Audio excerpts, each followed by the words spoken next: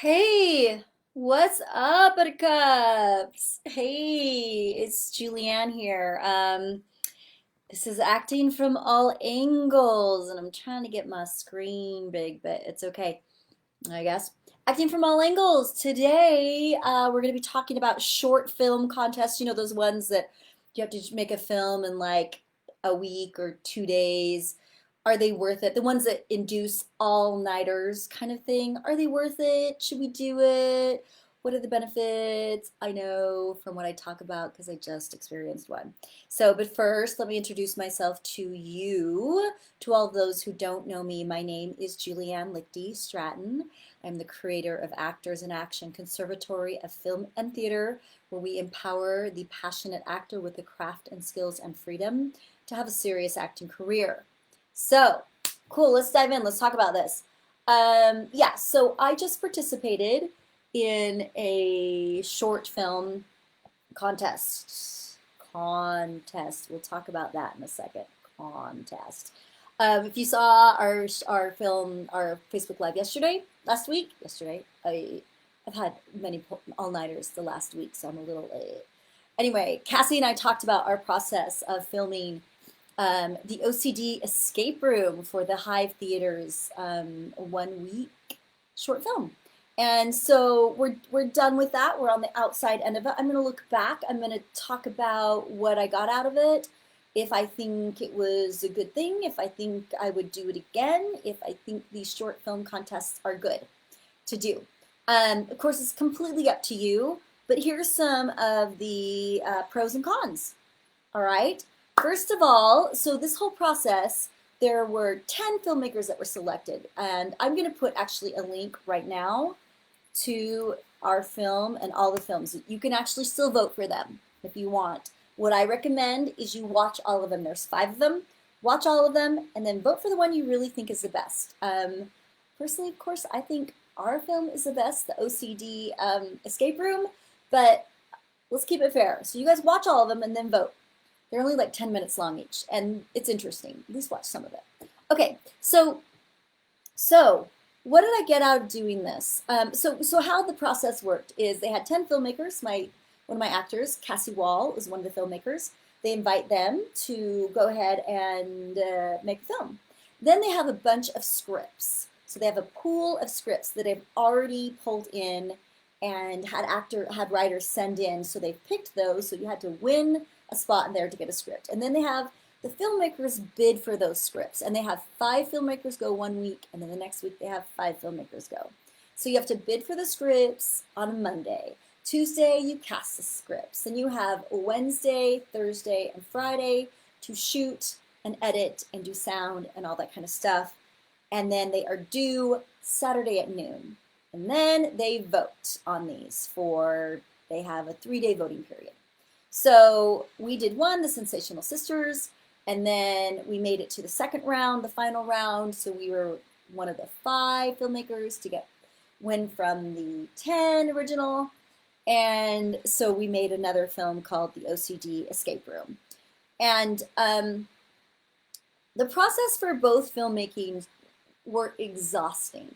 They were exhausting. So one thing I want to say about these short film contests is I wouldn't do it again if I couldn't write the script. So because you have to pick other people's scripts, which is fine, but you maybe are not going to resonate with all the scripts, or you may not think all the scripts are, exactly what you want to say, or they may not be written up to par. So you find the script that you can connect with the best, right? So I think it would have been better if I think I would do it again if I could write the script, or somebody I was working with we could collaborate to write the script. Because therefore we would really have something that we super believed in, something that we felt was really super strong. All the scripts we worked on were great, they were fine. But I think just that extra edge of being able to really say something from yourself is kind of cool. So that was one thing, although it was fun to take other people's scripts and, put your spin on it. So that was one thing. Okay, so you do that, and then Tuesday they cast it. You get their actors. I actually had to audition for the script. I was directing the OCD. I directed the OCD escape room, but I also had to audition to play one of the roles in it. And so I had to do that. Of course, my my producer, Cassie, picked me because, and that was an interesting process because they actually had actors there auditioning and then they would get selected and they would get bidded on and that kind of stuff, which was interesting. That's usually in casting, the actors don't get to see everybody else auditioning and they don't get to be bid on or anything like that. And so it's a little vulnerable. I'm always a proponent for if you can watch other people's auditions, if you can get feedback on your audition, that is great. I mean, if you remember back to high school, you auditioned for the High School Musical, and everybody would watch everybody's audition, right? So it was pretty clear who did like a really good job, pretty clear who didn't so much, and so it kind of made sense when certain people got the lead or didn't get the lead, or if they didn't get the lead and they're really good and the teacher's favorite did, it kind of was like, wah, wah, right? So that's always an interesting thing, but in the professional world, we don't really get to see that much. So I don't know if that's a pro or that's a con. It sort of can be. I think all in this tight, packed context of the doing this film quickly, I think it was a little bit of a detriment. It was sort of like I would have just liked the directors, the casting, the producers just to be able to cast people like, okay, this is what I'm going to do.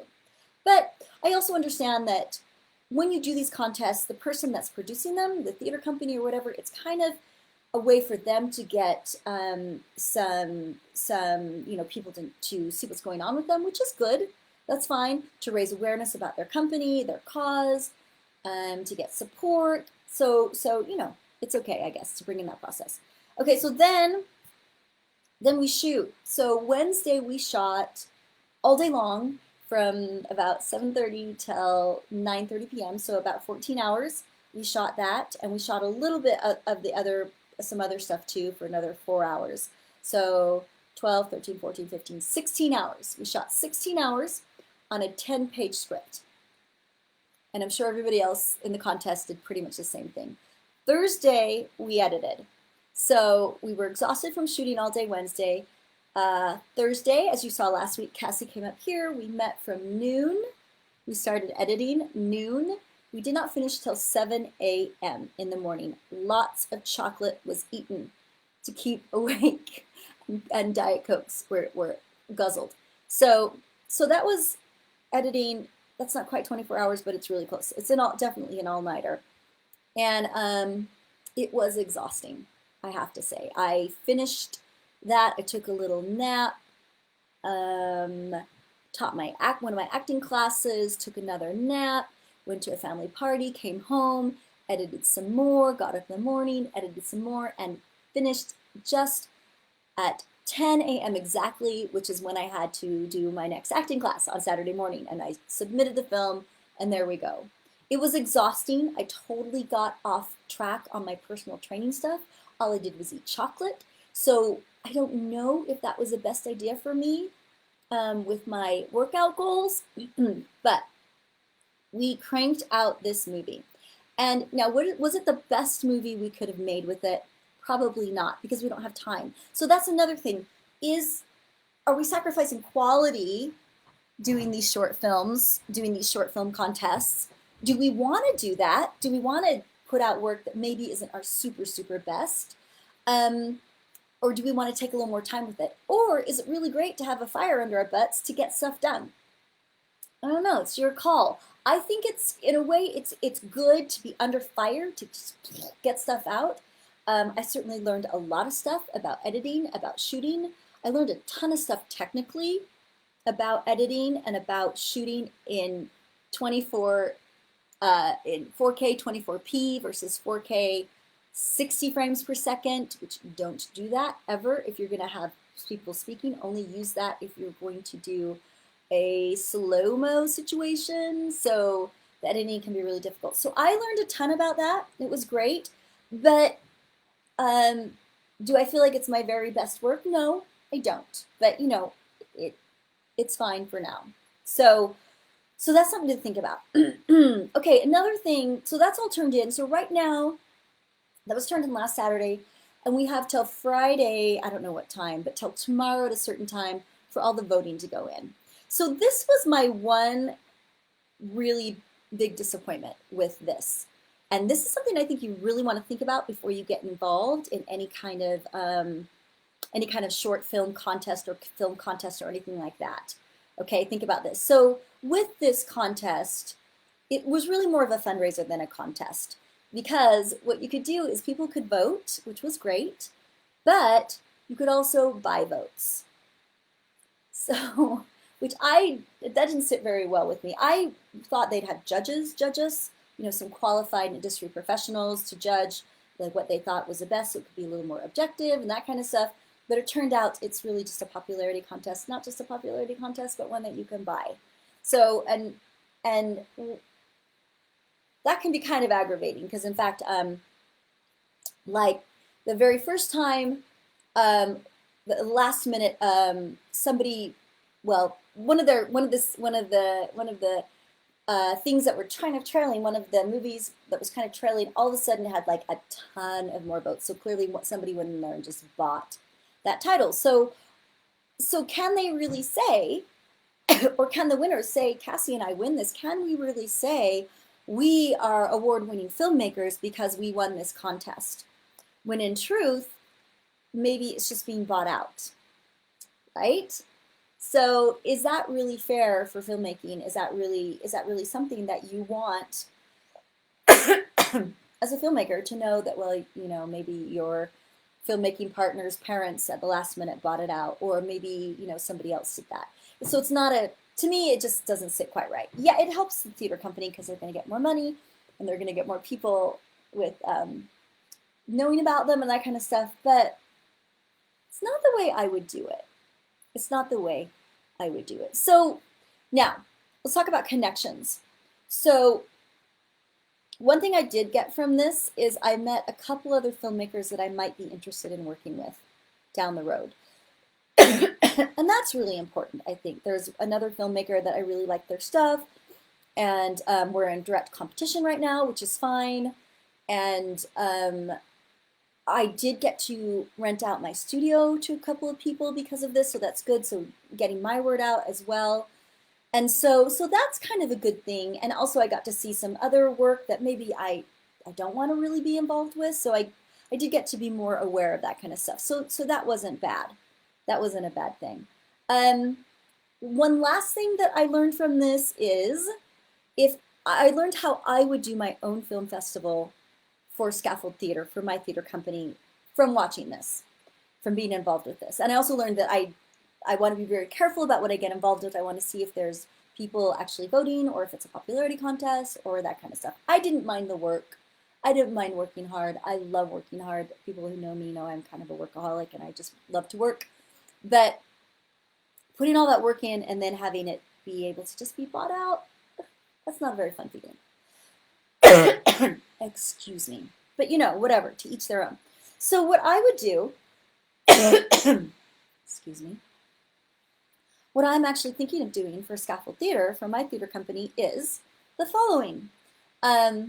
So what I would do is I would select 5 filmmakers and I would give them 5 different conflicts to write about. So people can choose to write in very specific conflicts.